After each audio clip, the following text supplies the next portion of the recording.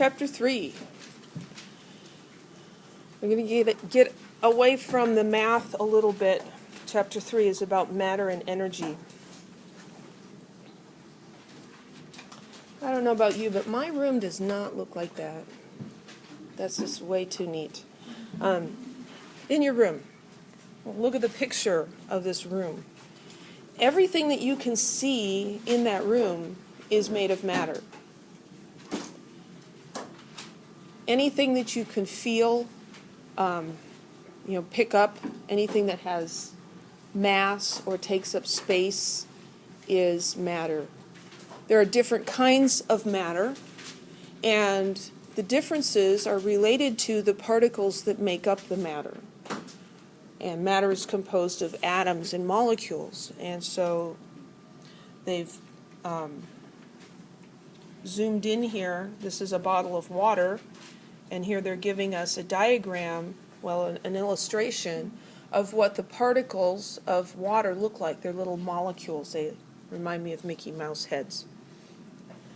And here they're showing us this probably graphite from this golf club. And so this is carbon atoms, and the particles are very different in the golf club and in the water, which has a lot to do with how the properties of the golf club are different from the properties of the water. It's hard to drink a golf club. It's also hard to hit a golf ball effectively with liquid water. It just, doesn't work very well. You can get a hose, but, it's kind of messy. So they obviously have very different properties. That's a dumb little section, and so I'm just going to tack it on to 3.2. What is matter? So matter is anything, I mentioned this already, that occupies space and has mass. I don't want to do this in pink.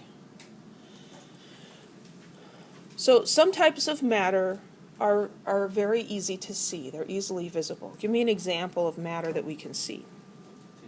A table. Anything else? How about your hair? Or the door, since the door made a noise just now. So some types of matter we can see. Other types of matter are impossible to see without magnification. What about the air? Is the air matter? It is. It has mass, which is hard for us to detect. I mean, it doesn't seem to be heavy at all, but it takes up volume, doesn't it?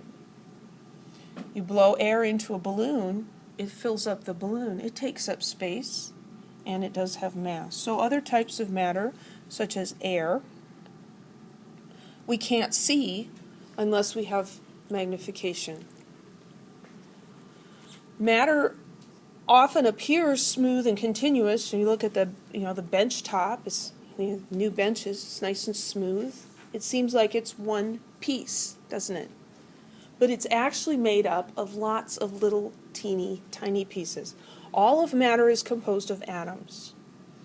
Atoms are submicroscopic particles. By submicroscopic, we mean that they are smaller than what can be seen with a microscope. They are mind-bogglingly small.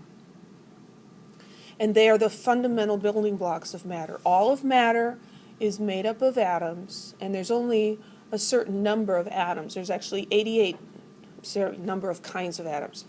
There's 88 different kinds of naturally occurring atoms.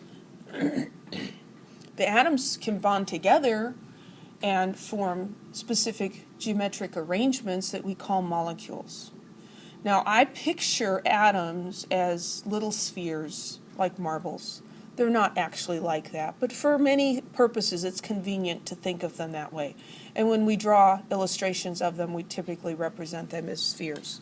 So a molecule then would be, several marbles superglued together.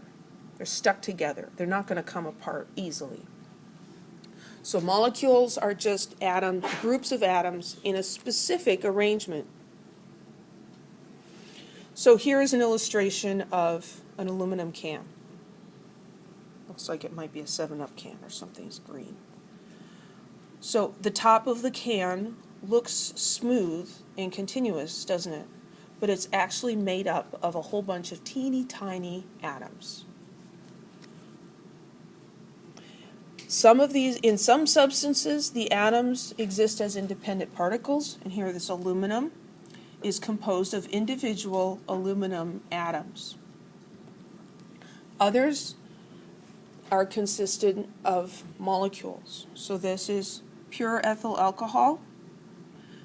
So does anybody notice anything wrong with this illustration from the book? What does the caption say? Isopropyl alcohol? Yeah, this isn't, they're not the same. So, red would be good. So it's alcohol, but it's ethyl alcohol, not isopropyl alcohol. But alcohol is not made up of individual atoms, it's made up of molecules. And so here we see illustrations.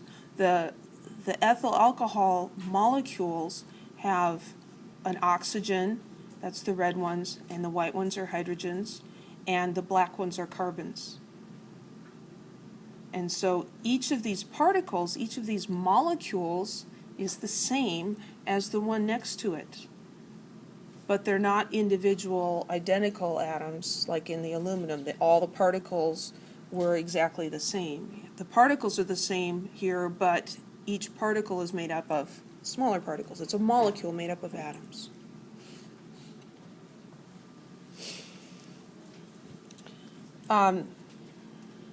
This is kind of a funky looking picture, isn't it? With a very, very fancy piece of equipment called a scanning tunneling microscope, we can get rough images of what atoms look like. So these blue bumps are the best resolution that we can get in terms of pictures of individual atoms. They are not cone mountain shapes like that, but that's just the best we can do even with our advanced technology. But this shows us atoms do exist, and atoms are going to line up in particular patterns, and we have learned a lot from scanning tunneling microscopes. This is a scanning tunneling microscope image of a DNA molecule, which is really, really cool. Now, DNA is a very, very large molecule. And if hopefully you know that DNA forms a double helix, and we can see the double helix in there.